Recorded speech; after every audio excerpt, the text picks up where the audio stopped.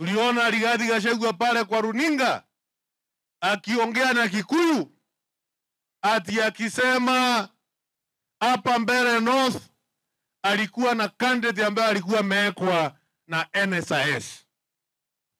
Wewe Rigathi Gachagua, wewe tunajua ya kwamba wewe ni mtu ya funjo, wewe ni mtu ambaye anakoroga kila mtu, wewe ni mtu ya panganga, wewe ni mtu ambaye ana maono ya kujenga nchi yetu ya Kenya. Na ndio maana hapa Mbeere North huwezi pata candidate yoyote wa chama yako. Hiyo ndio maana si ati hakuna watu wanaweza simama. Watu wanaweza simama, lakini wewe hauna sera. Kazi yako ni vurugu, ni fujo, ni panganga.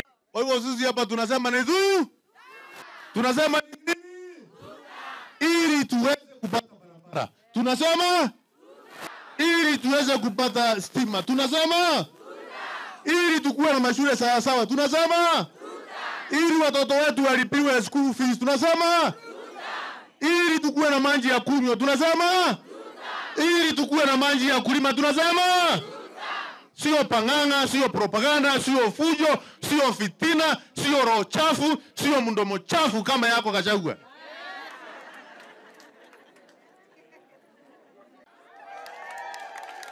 Wada mwambegua hii? Ne mwambegua?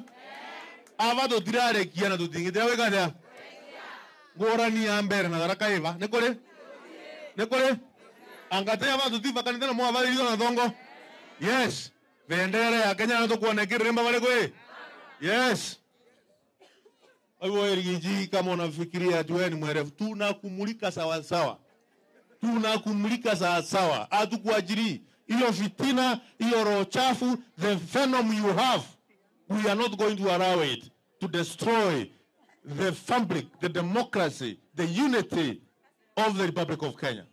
You are extremely pagarachurasis.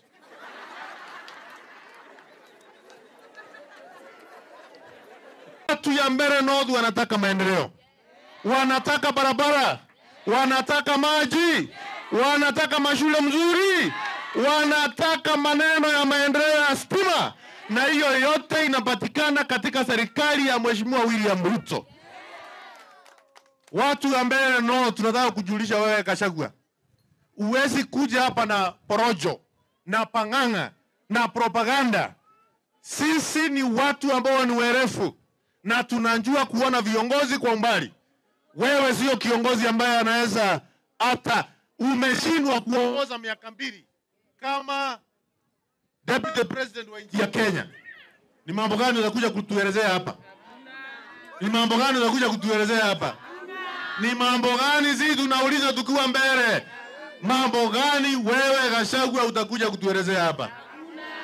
Na wale ambao wanasema ati waziri wa serikali hawezi kusimama kuhakikisha kwamba pesa ya serikali inafanya kazi, wasome Conflict of Interest Act 2025 kipengele ya 25, waone inasema namna gani sheria yetu ya Kenya.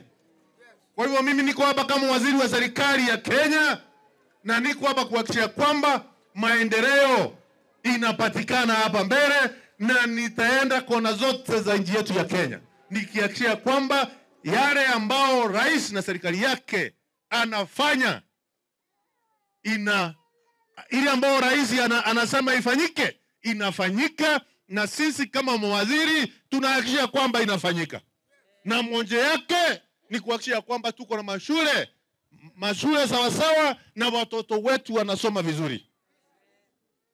Tuko na stima, tuko na maji, tuko na barabara na mambo yale